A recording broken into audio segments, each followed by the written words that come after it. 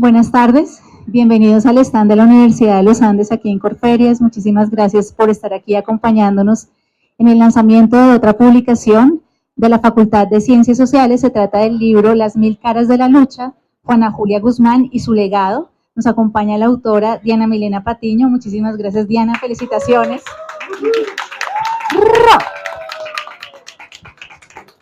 Yo creo que la mayoría conoce a Diana Milena, pero para los que no conozcan voy a leer un perfil de ella que es bastante interesante.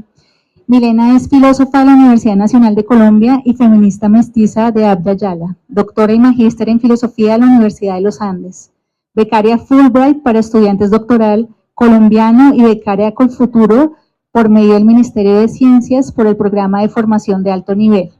Sus intereses investigativos han estado vinculados a las experiencias que ha tenido con la academia y con el mundo. Estos se han centrado en la filosofía política y la ética de la modernidad, la filosofía de la educación y las pedagogías críticas, la filosofía posmoderna, el feminismo, la teoría decolonial y el antirracismo. Ha sido militante ambientalista y feminista en distintos momentos y ha sido docente de educación media y universitaria. Entre sus publicaciones más recientes están A Philosophical Conversation with Lorena Camnan for Guatemala, Revista de Estudios Feministas 2023, y Critical Latin American Feminist Community Based, Experiences Based and Gender Unraveling, Colombia Internacional 2023. Muchísimas gracias, Milena, y felicitaciones por este nuevo proyecto.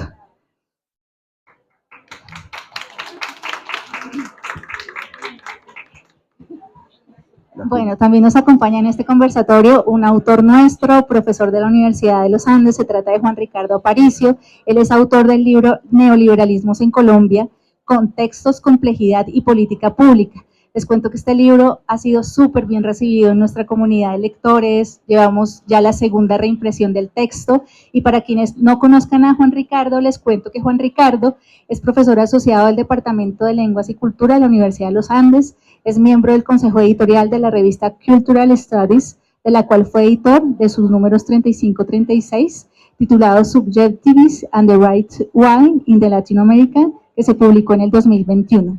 Fue miembro representante por American Latin Hispanoparlantes de la Asociación de Estudios Culturales. Sus más recientes publicaciones, el artículo Cuando lo común no es común, sobre leyes, territorios y lo campesinado en la Colombia contemporánea, publicado por el Journal of Latin American and Caribbean Anthropology del 2020. Juan Ricardo, muchísimas gracias también por tu participación. Entonces les doy ya el micrófono para que arranquemos esta charla. Bueno, empiezo. Es un honor estar acá. Realmente es un honor, ¿no? Son momentos que para uno hacen la diferencia. Realmente, los que no saben, la universidad es bonito, es un lugar bonito, pero también es un lugar lleno de tensiones, ¿no? Y de peleas, y de momentos de duda y incertidumbre, ¿no? Pero momentos como estos, de ver a Milena y a varios de ustedes acá, realmente hace que todo haga la pena, ¿no? Creo que esa generación que está grabando y que están acá algunos, realmente son los que están llevando la bandera del pensamiento crítico. Lo hacen de una forma que quizás nosotros no fuimos tan corajudos, con mucha imaginación, con mucha ternura y con mucho acolpamiento.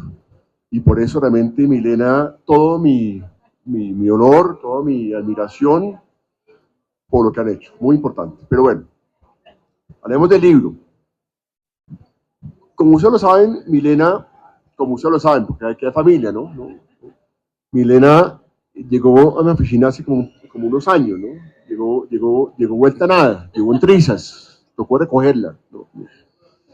Llegó peleando con la filosofía, con la universidad, con el mundo, llegó muy rabiosa, ¿no? Y empezamos un camino de conversación, más que de guía.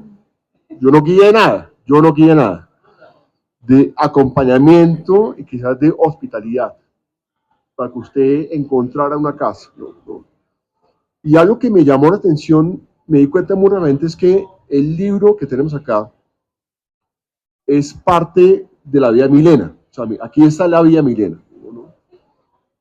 No solamente el cuerpo, pero también un modo de pensar, ¿no? Un modo de pensar, un modo de analizar, un modo de conversar, ¿cierto? ¿No? Y sobre todo con conversar con, qué pena, filósofos con algo tan duro, tan difícil que es la tradición filosófica. ¿Vale? La tradición filosófica, eso es un gigante ahí arriba, por eso Foucault diría que él no quisiera estar ahí, porque esa tradición pega, ¿no? Y Milena se enfrenta con esa tradición filosófica que desde Descartes hasta acá ha querido disciplinar las formas de pensar, ¿no? Entonces, Milena llegó acá peleando con todo y de golpe empieza a hablarme de esta personaje que encontró Juana Julia, ¿no? Y yo simplemente le dije, hágale, hágale, ¿no? Pero en ese proceso, Milena empezó a utilizar un término muy interesante que se llama filósofa mestiza. Filósofa mestiza, ¿no? ¿Cómo así? O sea, filósofa. Y Milena, digamos, yo hago parte, digamos, yo no soy filosofía, yo hago parte, estoy entre la antropología y los estudios culturales, ¿no? Milena fue una clase mía, fue monitora de una clase mía, ¿no? De estudios culturales de América Latina y leímos a quién, a Quijano, pero más que Quijano, bueno, a tantos, y golpe Milena empezó como a meterse en ese rumbo de las materialidades, de los estudios culturales, del archivo, y golpe yo dije, Milena, eso es un camino de no retorno. Usted ya no regresa a ser la filósofa que era antes, ¿no? Yo quisiera empezar por una pregunta muy fácil, ¿no? Porque es la pregunta más, para mí, más importante acá, que es, por supuesto, ¿quién es Milena? Obviamente, acá es la familia, ustedes la saben quién es, ¿no? Pero creo que Milena sabiendo que también están seguros que de repente nunca sabemos quiénes somos. Una pregunta siempre es una pregunta entre comillas, ¿no? Pero cuéntenos quién es usted y por qué significa eso de filósofa mestiza. Empezamos por ahí. Pues Juan Ricardo, muchas gracias por esas palabras tan generosas como siempre. Su generosidad de siempre, que ahí está en el libro.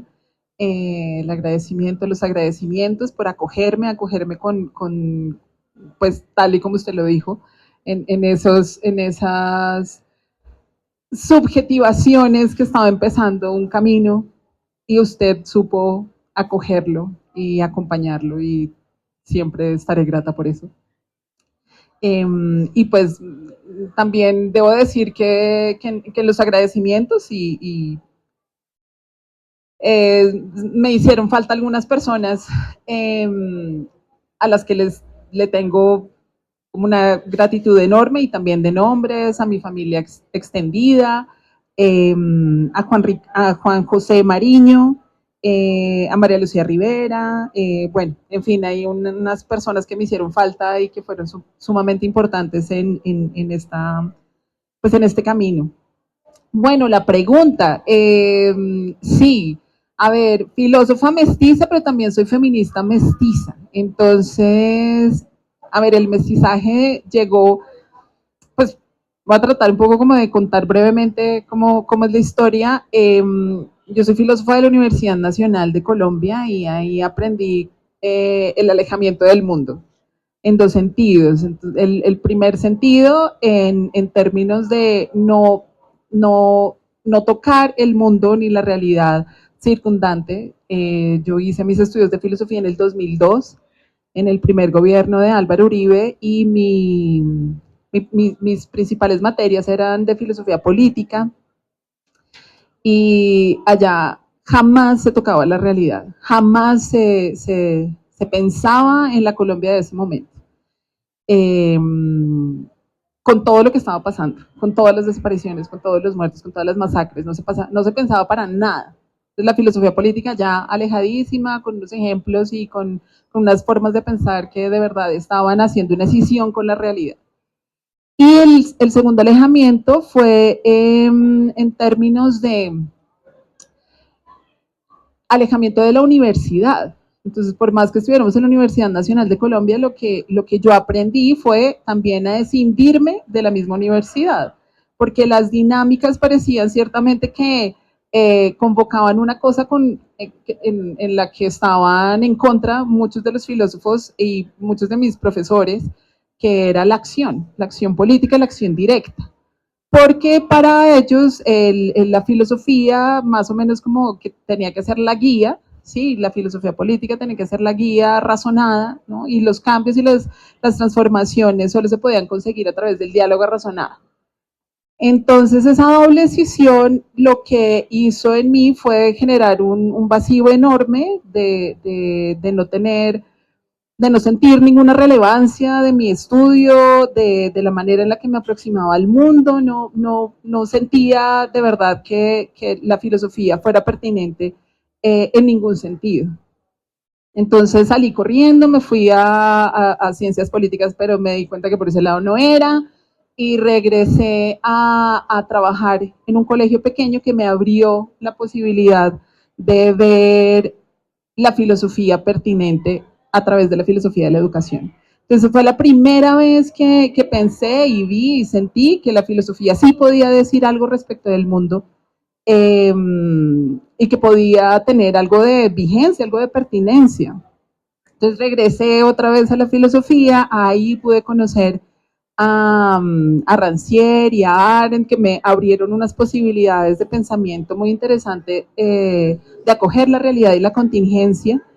Y eso me llevó también por unas reflexiones sumamente interesantes, pero que de todas maneras se quedaban para mí muy en lo abstracto y muy arriba y muy en las consideraciones conceptuales que en verdad yo sentía que no me decían nada a mí, no decían nada a nadie, salvo a un puñado muy chiquito de gente que se interesara por esas discusiones conceptuales. Entonces, ahí fue cuando salí corriendo, desesperada, porque yo estaba en el doctorado, y me encontré con los estudios culturales. Y los estudios culturales fueron eso sí fue un antes y un después de los estudios culturales.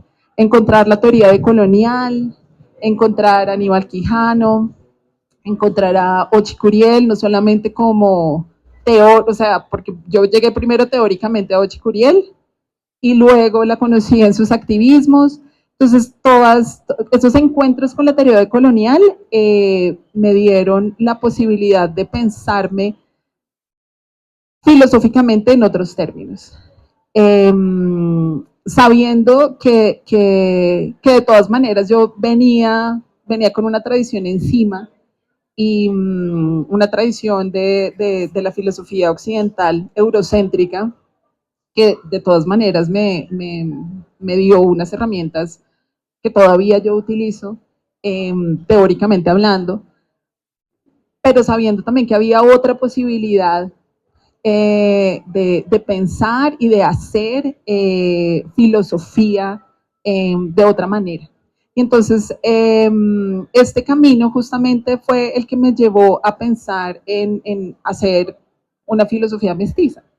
Una filosofía que obviamente no desconoce, pues que nazco de una herencia eurocéntrica, ¿sí? Que tengo todas esas herramientas, que me crié, digamos, en esa tradición, pero que también puedo transformarla a través de estas otras prácticas y teorías decoloniales que me permitieron hacer una nueva forma de filosofía, un hogar filosófico diferente. Entonces ahí ese mestizaje filosófico. Y el mestizaje feminista, pues ahí sí,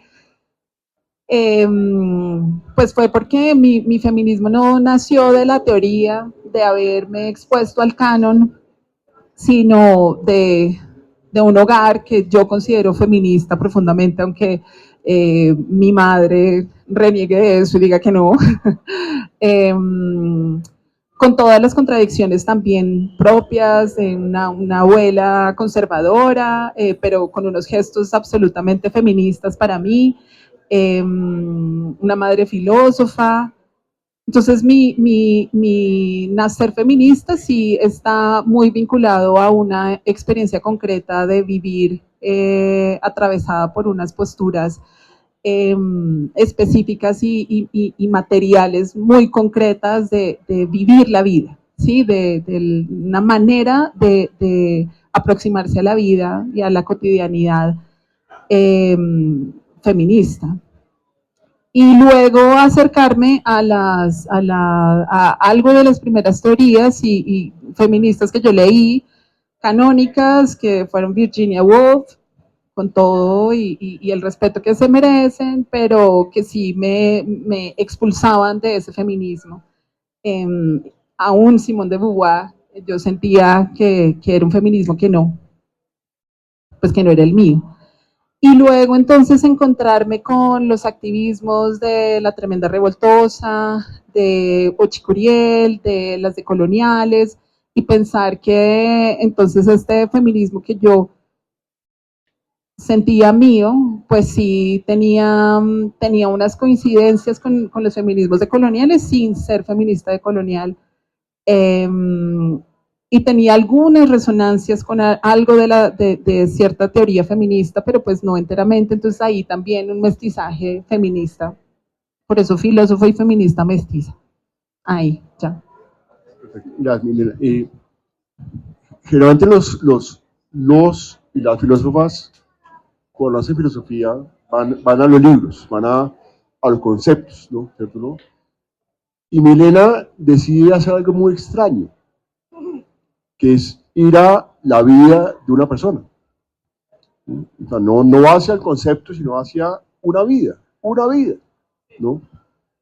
Y para mí fascinante, porque es entender que la vida misma es creadora de conceptos y de formas de pensar, ¿no? Entonces mi pregunta es, filósofa mestiza, bien, ¿cómo llega una filósofa mestiza a Juana Julia, que es el personaje de hoy? Sí. ¿Cómo llega Juana? O sea, ¿cómo llega? Es muy fácil rastrear la filosofía por autores, pero usted llegó a una persona que casi que no se conoce, ¿no? No se conoce, es una desconocida. Ahí Falsborda la menciona más o menos, ¿no? Estamos hablando que de hecho hay varios libros sobre gente que estamos trayendo al presente, ¿no? Entonces, ¿usted cómo llega a alguien que no conocemos mucho, ¿no? Y después hablamos del cómo, pero bueno, empecemos cómo llegó a eso.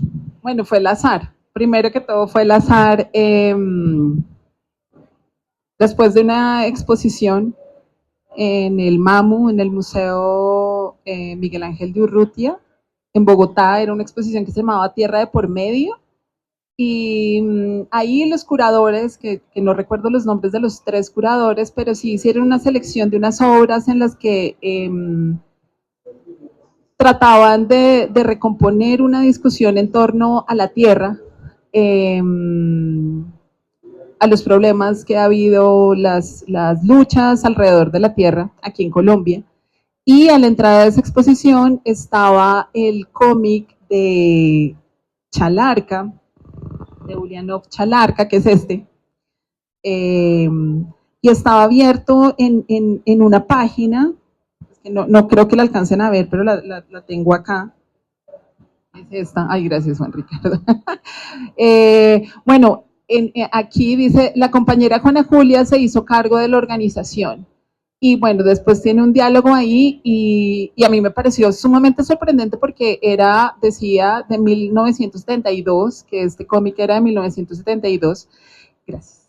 Y a mí me pareció absolutamente sorprendente encontrarme con una mujer así de poderosa, pues que no se decía poderosa a partir de la forma en la que la dibujaron, porque parecía más bien como débil, sosteniendo un machete, me parecía un poco contradictoria con las palabras, porque además ella dice, Abadía echó a Adamo, pero no debemos asustarnos, este baluarte hay que defenderlo, adelante, el cobarde no hace la historia.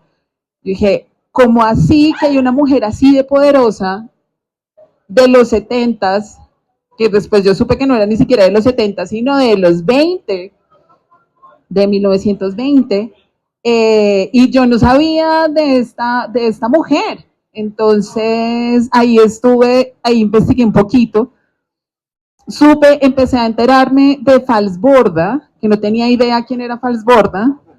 estamos en el año Falsborda, debo decirlo, pues porque entre otras, muchos de los filósofos que fueron mis profesores veían con desdén la sociología, ¿no? Como la sociología ya se ocupa de cosas del mundo, ¿no? No, nosotros aquí nos ocupamos de los conceptos y de las cosas importantes. Entonces Falsborda nunca se apareció en mi mapa teórico y aquí empieza a mí llamarme la atención Falsborda y de la teoría de acción participativa, o sea, la metodología, pensar que la academia tiene que ponerse al servicio de las comunidades y de la sociedad, o sea, unas ideas para mí absolutamente revolucionarias. Entonces, ese fue mi primer encuentro. El segundo encuentro, que eso fue totalmente fortuito, y fue cuando yo todavía estaba navegando en los mares indomables de la filosofía. Pues, o domables, pero que se necesita cierta docilidad que yo no nací con ella. Entonces, y luego me encontré este cómic gracias Juan Ricardo, de Gabriela Pinilla sobre María Cano, y ahí está la misma imagen de Juana Julia Guzmán ya hecha a color, y dice la misma frase: el cobarde no hace la historia. Gracias. Baluarte de autogestión campesina del Sinú, pero aquí aparece Juana Julia además blanca, cosa que a mí me llamó la atención. Y esos fueron como los dos encuentros que me pusieron en el mapa Juana Julia, que fueron absolutamente fortuitos y a través de unas formas de narrar diferentes, que eso también fue como una de las inspiraciones para poder hacer el cómic después, pues que es lo gráfico. Y entonces esos fueron los dos primeros encuentros. Y luego cuando tuve este revolcón de no saber qué hacer con el doctorado, justo estaba pensando ya en la cabeza, yo tenía la teoría de colonial, yo tenía los estudios culturales, yo tenía un poco de Falsborda, de pensar cómo tiene que estar la academia al servicio justamente de los movimientos sociales y demás, y empecé a pensar como, ok, lo que nos hace falta, y también después de descubrirme un poco como expulsada del feminismo mainstream de aquí en Colombia, entonces empecé a pensar cómo yo podía hacer una tesis que estuviera al servicio del movimiento feminista en Colombia. Dije, bueno, reivindicando quizás alguna mujer de la que no se sepa mucho, y en ese momento a mí más o menos se me había olvidado Juana Julia, hasta que le pregunté a un amigo que es historiador, y ese amigo historiador a su vez le preguntó a un grupo de amigas historiadoras sobre mujeres en la historia de Colombia. Y ahí me dijeron, bueno, María Cano, Betsabe, Espinal y Juana Julia. Y yo, Juana Julia, claro, Juana Julia. Y ahí llegó Juana Julia, muy azarosamente también con con una historia detrás bien interesante que habla que no, o sea, más o menos no es una voluntad soberana que fue allá y decir voy a reivindicarla a ella, no, sino que fueron como unas combinaciones de azar, pero también de ayudas, de redes, de conocimientos, de saber, pero también de amigas y de amigos que me llevaron a las orillas de Juana Julia. Es claro que ese libro es de Milena, pero también son de redes de apoyo, redes de activismo, redes de solidaridad, ¿no? También, ¿no? Y de alguna forma también se teje entre el archivo, entre los viajes, entre la filosofía, ¿no? Entonces yo quisiera que Milena, y esa es la pregunta que todo el mundo esconde, ¿no? Que todo el mundo corre, es que nos cuente un poco algo que es súper aburrido, pero que para mí es muy importante, que es cómo hizo usted eso. Porque es que es fácil hacer una tesis de filosofía pura. Eso es leer libros y leer libros y leer libros y ya. ¿Cierto? Pero sí. Milena leyó libros y también viajó, conoció, fue al archivo, entrevistó. Entonces, quiero que nos cuente el cómo hizo esto. Sobre todo porque yo creo que el cómo tiene sentido también dentro, que muchas veces se piensa que el compromiso de la investigación, ¿no? Digamos, las investigaciones que son muy políticas o muy politizadas, ¿no? Son un poco flojas metodológicamente, ¿no? Como que se piensa que lo que es muy comprometido, Sí. y sin embargo, Milena, a nivel de metodología, fue muy rigurosa. O sea, hizo una triangulación de fuentes. Entonces quiero defender a un filósofo que todos hemos leído acá, que es Antonio Gramsci, ¿no? Gramsci, mire, estamos en tiempos tan difíciles, ¿no? Que nos toca hacer más que el adversario, tenemos que saber más, ¿no? Y yo creo que Milena, usted sabe más, en ese momento sabe más que lo que estamos acá, y seguramente que muchos adversarios, entre ellos los que yo trabajo en mi libro sobre el neoliberalismo, ¿no? Entonces quiero que nos cuente el cómo se hace. Y sabe que el cómo tampoco es claro desde el principio. Para Entonces nada. cuéntanos un poco el Sí. cómo. No, buenísima esa pregunta. No, para nada fue clara, pero sí muy iluminada por los estudios culturales. Por los estudios culturales y también por este filósofo Rancière y por esta filósofa Hannah Arendt, que también o sea, en su momento lo sacaron del catálogo de filósofos y de filósofas, ¿no?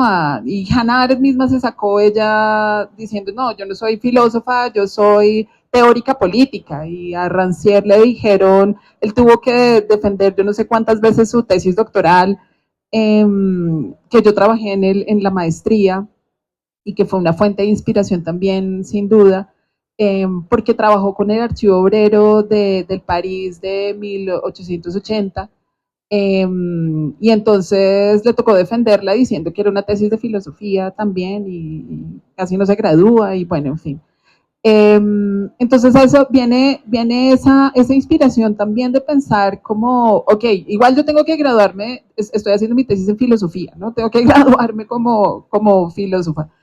Y entonces tratar de ver también cómo podía emular ciertos ejercicios filosóficos indisciplinados y desobedientes, eh, que han sido de todas maneras avalados por la Academia Filosófica, como Rancière y como Arendt, pero también inspirada en los estudios culturales y en las maneras de nutrirse de diferentes metodologías, que eso es muy de los estudios culturales y que fue una inspiración total para este trabajo. Entonces, pensar, por ejemplo, en la autoetnografía, ¿sí? Y pensar también, es como suministro además para pensar problemas conceptuales, pero también problemas políticos, y cómo lo singular empieza a su vez a convertirse también en universal, pues que también eso es algo que se ha pensado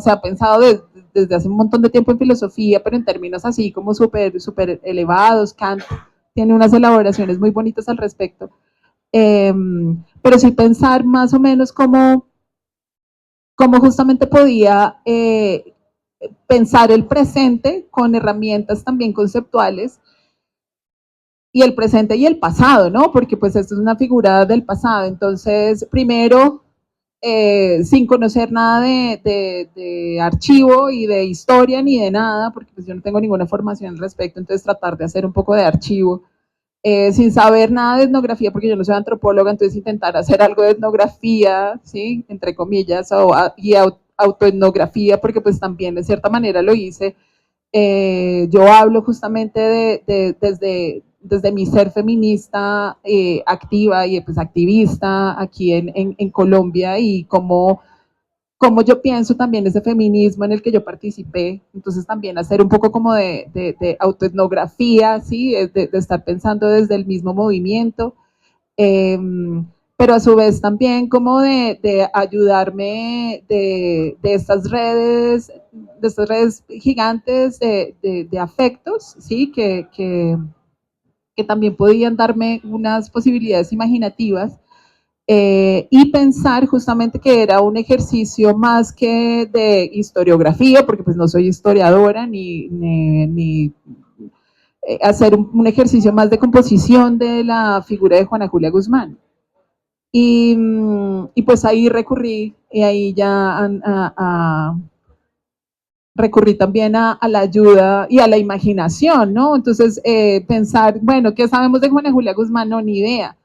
Voy a intentar saber algo de Juana Julia Guzmán, entonces llamé a ver si sí, cuándo nació, si puedo conseguir un acta bautismal, entonces llamé a Corozal, a la iglesia de Corozal, de ahí me contactaron con Antonio Amador, Antonio ayudándome, pues eso es una red además súper bonita.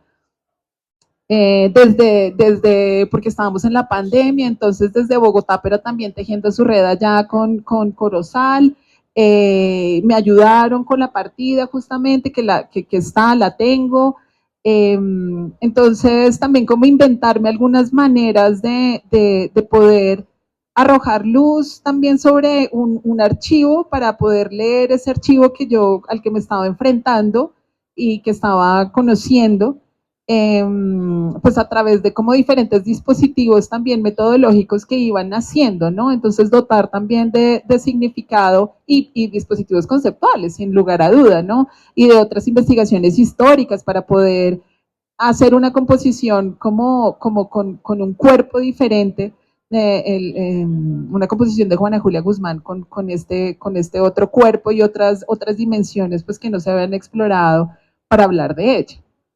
Entonces sí es una mezcla metodológica, pero tratando de seguir un rigor y de todas maneras con una beta filosófica profunda, porque pues yo también, pues yo vengo de la Academia Filosófica y pues ahí el mestizaje también ahí sale, entonces Rancière también por ahí, hay unas notas de Rancière en las maneras en las que yo tengo de leer también la vida de Juana Julia Guzmán, y también Arendt sale por ahí en algunas, no sé, con la lógica calibana, por ejemplo, en fin. Algo ya para ir antes de abrir la conversa. Juana Julia, entonces viene Milena con todo ese cuento y golpe, en lo que voy leyendo, Juana Julia aparece como una mujer súper contradictoria. Usted me corrige. ¿Carcelera? Sí, fue guardiana de la cárcel. De la cárcel, ¿no? Sí, y a su vez activista de lucha campesina, ¿no? Entonces, digamos, no es la idea de esta heroína del feminismo puro, ¿no? Empoderada, sino es una persona pues, como todos nosotros, contradictorio, que tiene momentos de fortaleza, de debilidad, ¿no? Que no estamos seguros siempre, sino es un camino de incertidumbre, ¿no? Y a mí me parece ese relato trágico, fascinante, porque el relato positivo de que todo está bien, buenísimo, pues yo creo que no sirve mucho tampoco. Creo que hay que reconocer que somos seres contingentes, contradictorios y voluntarios, ¿no? Y eso es muy llamativo, ¿no? Yo quisiera que usted convenciera a ese público, no solamente que compre el libro, sino que lo lea. Pero en ese momento tiene muy poco tiempo para convencerlo de por qué Juana Julia es fundamental para el presente. Esa mujer que fue carcelera, que fue, ¿no? Sí, ¿Por qué, sí. ¿Qué tiene Juana Julia que es tan importante para hoy?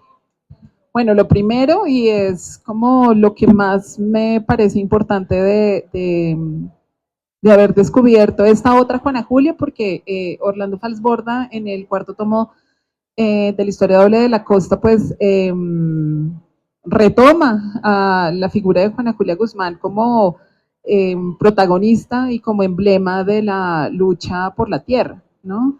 Pero pues esa Juana Julia es una Juana Julia que tiene también unos intereses específicos, que nace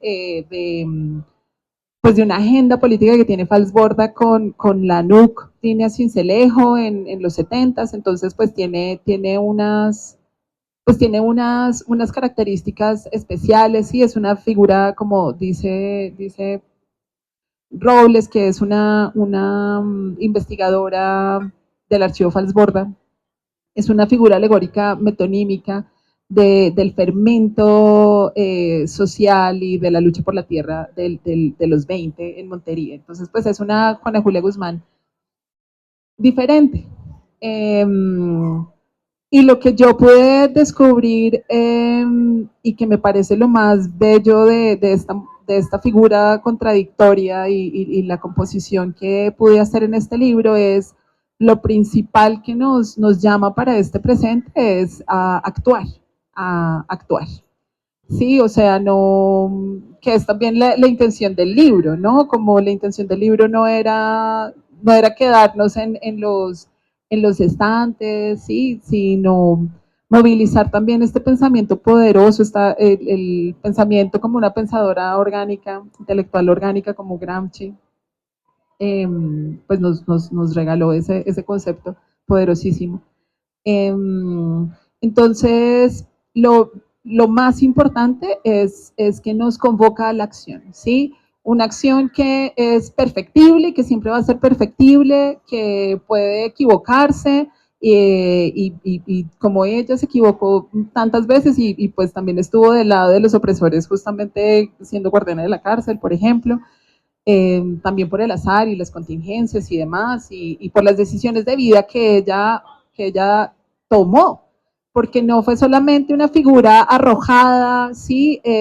Más o menos como que la vida hiciera con ella lo que la vida quisiera, sino fue una persona que tomó unas decisiones que no fueron afables para su desarrollo económico, social, sino que de hecho jugaron en contra de ella, unas decisiones que eran para acuerpar unas luchas políticas que no eran las de ella. Entonces, en ese sentido, siento que Juana Julia Guzmán, pues en este momento y en este presente, que es, pues que me parece más que relevante, que es siempre relevante una figura como ella, porque siempre pues estos pensamientos de extremas derechas están al acecho. Pero en este momento sí siento que es una figura que nos invita justamente a actuar, a abrir los ojos, a ver y a cuerpar las luchas que, pues, que nos demandan como sociedad los tiempos. Acuerpar y también un poco jugando canibalescamente, ¿sí? Calibanescamente, pero sabiendo también que en el futuro lo que se busca es el fin de todas las opresiones. Y bueno, eso en breve, porque creo que ya estamos un poco como cortos de tiempo. Bueno, yo quisiera ahora invitar al público, ¿sí? Por si hay dudas, preguntas, aprovechen que está, miren acá, ¿sí? Eso no se ve todos los días. Entonces no, pues, bienvenida, ¿no? ¿No? ¿No? ¿Quién tiene comentarios, sugerencias, preguntas de esta filósofa mestiza? ¿Mm?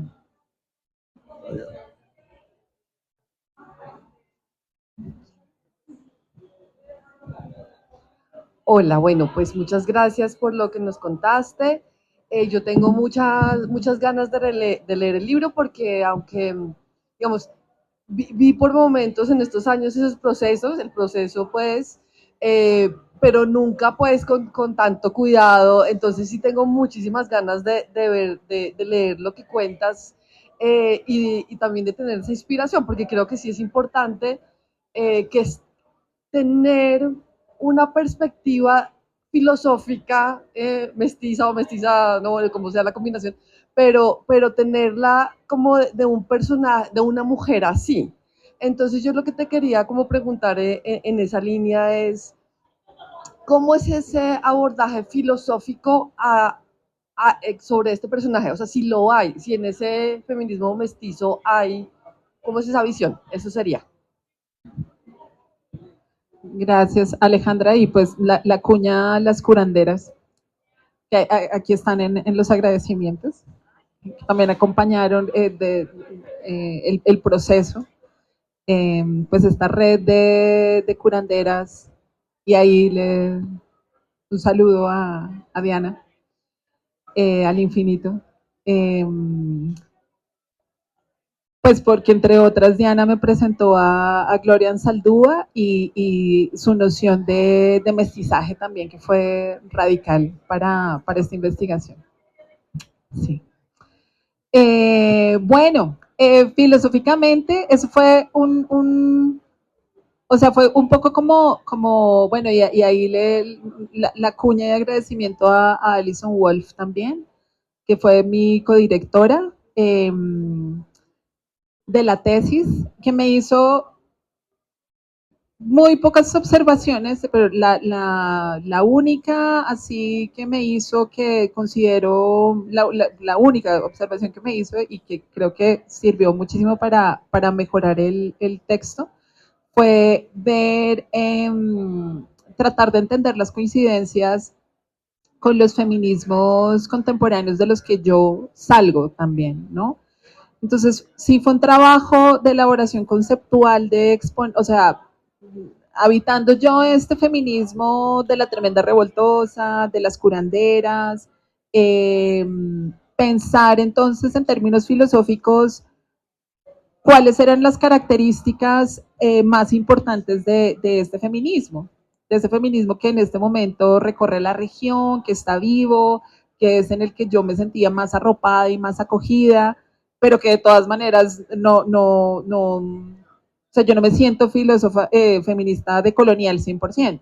Entonces, como tratar de mapear eso, por ejemplo, de mapear también todo el ejercicio feminista de Lorena Cabnal, como tratando de buscar cuáles eran las coincidencias entre el feminismo de Lorena Cabnal, el de Ochi Curiel y las feministas decoloniales pues, afrocaribeñas, de las feministas comunitarias aymaras. Entonces, tratar de mapear un poco como las coincidencias y ver en términos conceptuales cómo se podían recoger. Creo para mí que ese fue como el principal trabajo filosófico, como tratar de agrupar conceptualmente eso. Y pensar también en cuáles eran esas características que yo vi en Juana Julia Guzmán que diferían de estos feminismos actuales contemporáneos de Abya Yala, y cómo diferían de Juana Julia Guzmán.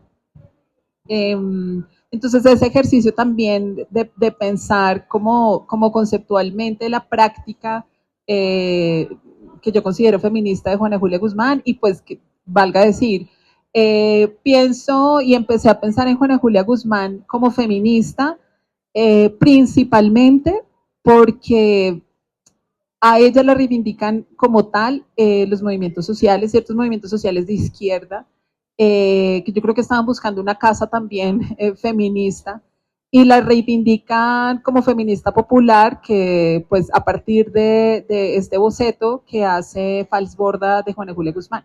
Entonces, pues esta reivindicación también nace, yo veo pues de una necesidad de darnos un hogar diferente feminista a muchas feministas de Abya Yala, que no nos sentimos recogidas en los feminismos liberales o los feminismos hegemónicos que llaman blancos, pues que son muy fuertes en la región. Entonces, creo que ese es el trabajo principal como filosófico de la tesis, del libro, pues. No sé si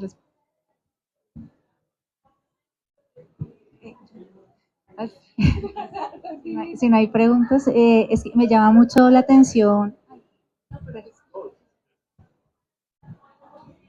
En el libro de Juana hay un tema recurrente y transversal a toda la historia política y mundial, que es la violencia, y la violencia por las tierras. Algo que ha marcado la historia del país ha sido los movimientos por las tierras, tanto desde la época que nos independizamos, como el surgimiento de las guerrillas, como en el momento actual donde los grandes terratenientes y poseedores de tierra han venido segregando y expulsando y dejando al margen a mucha gente. Pienso que traer a Juana desde ese punto de vista, como una mujer que luchó por el tema de las tierras, nos da una perspectiva para entender también lo que sucede a nivel mundial.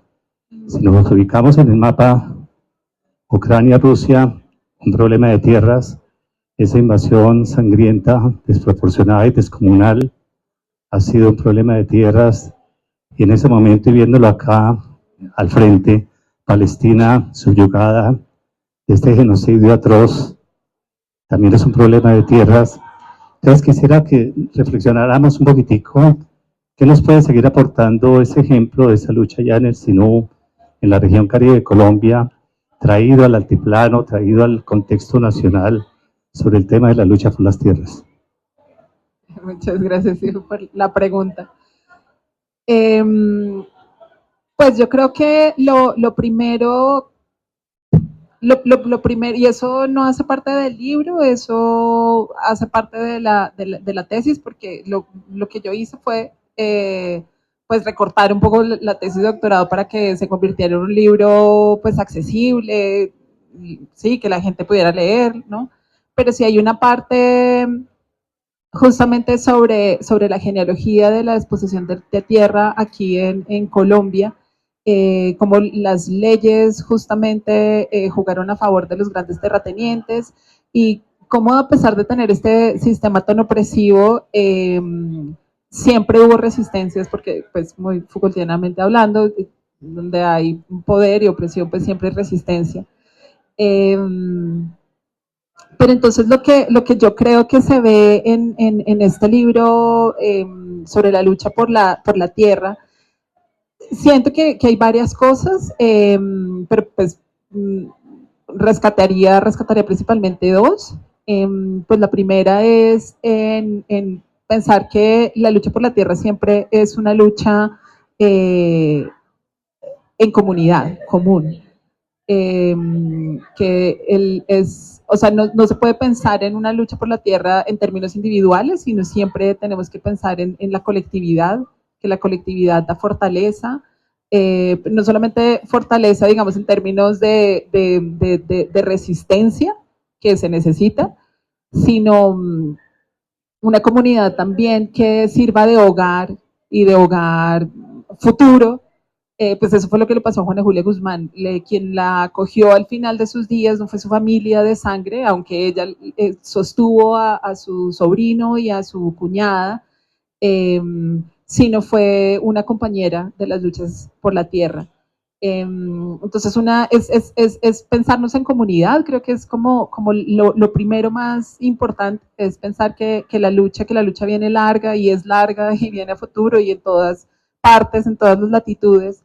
Es una lucha que se hace en comunidad y tejiendo unos lazos diversos, no solamente con las personas que son similares a mí, sino hoy también diferentes, pero que las convoque esta justicia múltiple. Pues que es más o menos lo que sucede con Palestina, ¿no? Que no necesariamente tiene que ser las personas que están implicadas en el sufrimiento directo, sino son estas redes globales y grandes y complejas también lo que en últimas nos lleva a la victoria, ¿sí? Así sea una victoria agridulce, trágica, como en el caso de Juana Julia Guzmán, que creo que también esa es como otra de las facetas muy benjaminianamente hablando, pensar que las victorias, que muchas veces los relatos victoriosos, que es también, y aquí la cuña para el podcast de Radio Nacional, que va a haber un episodio sobre Juana Julia Guzmán, los relatos victoriosos son los únicos que deben contar como parte de nuestra historia, historia grande, historia gruesa, sino también aquellos que parecen presentarse como los de pérdidas, porque trágicamente, como sucedió con Juana Julia, después de esta lucha por la tierra, después de lograr justamente conseguir las titulaciones, pues la violencia la sacó, fue desposeída y pues ya después no pudo volver más al campo. Entonces, siento que ese es como el primer, como la primera y grande enseñanza de esto. Y en segundo lugar, pienso también de pensar en la lucha por la tierra como pues un problema también que nos convoca, o sea, que es como la otra cara de la moneda, ¿no? Pues es un problema que a las personas que vivimos en las ciudades, en Bogotá, en los centros urbanos, eh, principalmente, pues no es un problema, no se considera como tal. Entonces siento que esta otra cara, que es justamente la vida de Juana Julia Guzmán, que acuerpa unas luchas que no son de ella, pues es justamente esto que nos dice, como que nos toca un poco el cimiento para pensar como el cimiento interno profundo, pues que hay que actuar ahorita ya.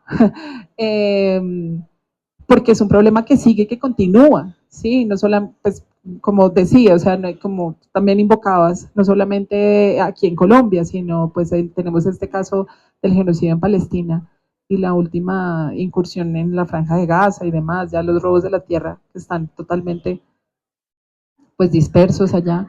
Entonces siento que eso o sea, que eso nos convoca. Muchas gracias por esa pregunta preciosa. Gracias. Sí.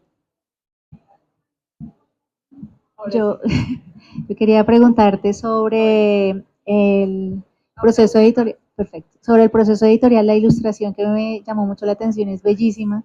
No es lo mismo escribir una tesis doctoral, técnica, a escribir un libro, y yo quisiera que nos contaras un poquito sobre ese reto que implica escribir un libro divulgativo en tan breves páginas, para el público general, que no entendemos mucho sobre filosofía y grandes autores, pero sí me parece que esta podría ser una oportunidad para que nos contaras cómo fue eso. Qué pregunta tan bonita, muchas gracias, Adriana. Perdóname, María Victoria, Adriana, que te bien. Pues, Adriana, muchas gracias, editora.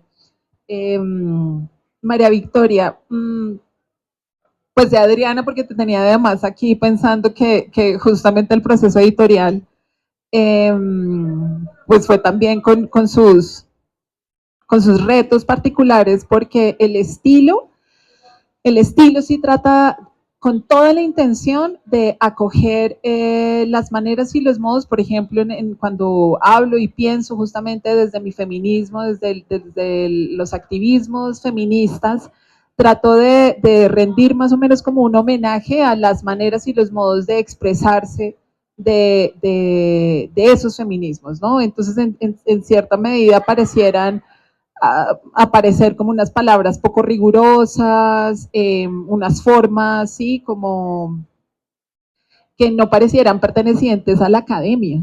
Entonces eso también es un poco como ir en contravía de lo que tendría que ser un libro académico. Pero pues gracias también a la acogida de esta novedad total de Ediciones Uniandes, de permitirme también continuar con ese lenguaje tan particular, para que fuera también accesible a un público amplio, pero también pues respetando las formas y los modos de las maneras en que tienen de narrarse a sí mismas a las personas que pertenecen al movimiento feminista, de los que yo hablo. Entonces, ese por un lado, y por otro lado, este lenguaje de del fanzine, que es este fanzine que hicimos, y que al comienzo me dijeron como no sé, en el doctorado me dijeron no gaste el tiempo pensando en fanzine, como concéntrese en lo que tiene que hacer, no sé qué, y que está en el libro, que logramos editarlo en el libro. También un agradecimiento a Ediciones Uniantes, porque quedó bellísimo, además divino, con unas páginas hermosas. Y entonces, pues pensar también a partir pues justamente que mi tesis de doctorado salió de una historia gráfica, pues y un libro ilustrado.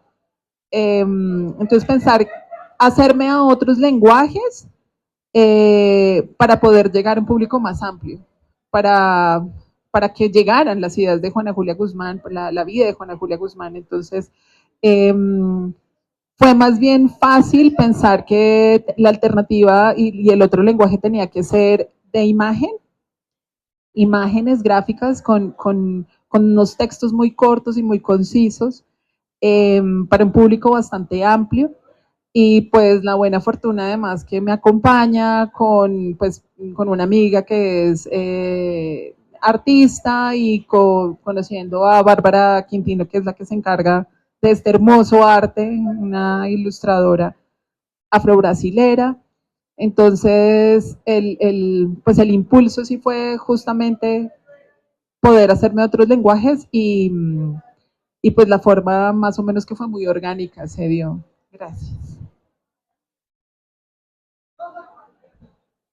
Gracias, Mile. Yo quería hacerte una pregunta, sobre todo porque me gustaría que escucharan su respuesta a las personas que están acá y porque creo que es una pregunta que se van a hacer muchas personas a las que les llegue este libro. Y es que han hablado hoy de las tensiones que hay entre pues, la filosofía y los estudios culturales y cómo este trabajo atravesó esa tensión para llegar. Pero hay otra tensión de la que hemos hablado menos hoy y es la tensión entre hacer esta investigación como por unas razones políticas y activistas muy claras y hacerla en un contexto universitario y para tener un título en una universidad privada, etc. Entonces hoy que estamos aquí recibiendo este libro, me emocionó. Hoy que estamos viendo cómo salir a la luz este libro aquí en el stand de la Universidad de los Andes, lo que yo quería preguntarte es cómo habitas tú esa tensión, sabiendo que pues la universidad también es un sistema que coopta, que disciplina, no solo la filosofía, sino la universidad misma, porque yo sé que la habitas, sé que lo haces y quisiera que las personas escucharan cómo lidias con eso. Bueno, yo no sé si, gracias Ana, maravillosa la pregunta, y porque sabes y hemos tenido esas conversaciones también, tú filósofa. Yo no sé si lidio, de hecho, más o menos como que trato de sobrellevar las tensiones. Siempre siento que tengo un pie afuera de la academia y las imposiciones de disciplinamiento. Y creo que pensarme con ese pie afuera siempre es lo que me da paz.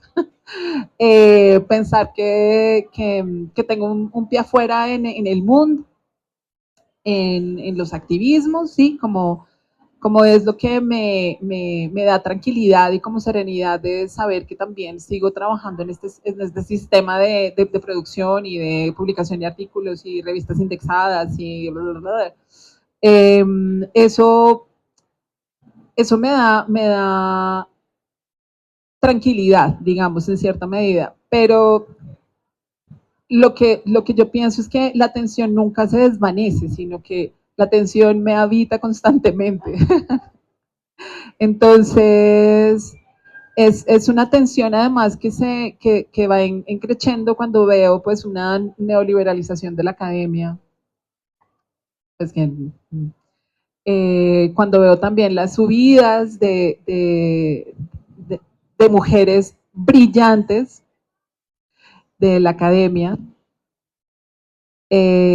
porque justamente la tensión las quiebra.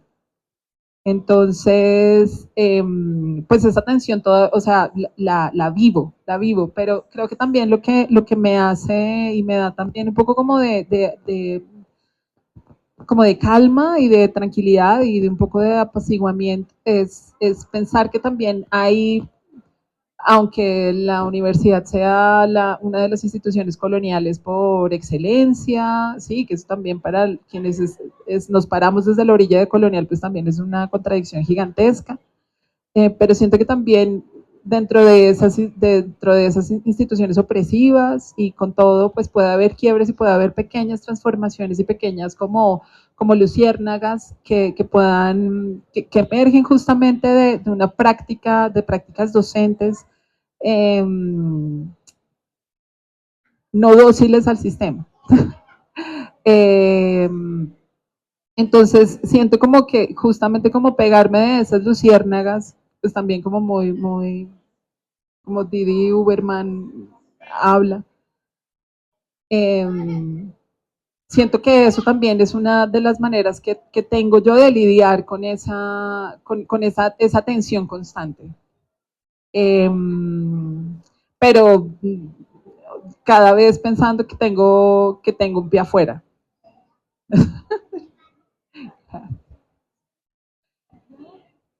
No sé si hay alguna última pregunta, comentario a esta filósofa mestiza, que yo creo que nos enseña a hablar no desde las purezas, no desde la afuera, de una afuera que está libre de contradicciones, ¿no? Lo que realmente se encarga de vivir en medio de las tensiones, ¿no? Y creo que el feminismo que sale de Juana Julia, ¿no? Es un feminismo trágico, trágico, en donde la victoria no es tan sencilla, en donde la emancipación o el cambio tampoco está claro, ¿no? Son destellos, ¿no? Destellos, ¿no? Y yo creo que no por ser pesimista, creo que en este momento de tantas ruinas y tanta oscuridad, ¿no? Esas pequeñas cosas son muy importantes, ¿no? Y estamos, y Juana Julia hace parte de una batalla de ideas, ¿sí? De una batalla de ideas y acciones, ¿no? Y ese sentido creo que, como decíamos los compañeros hace mucho tiempo, ¿no? Todas las formas de lucha, desde cocinar, desde el tambor, el baile, la reflexión de la vida, son fundamentales, ¿no? Y asumiendo que eso no está fácil, que está duro, ¿no?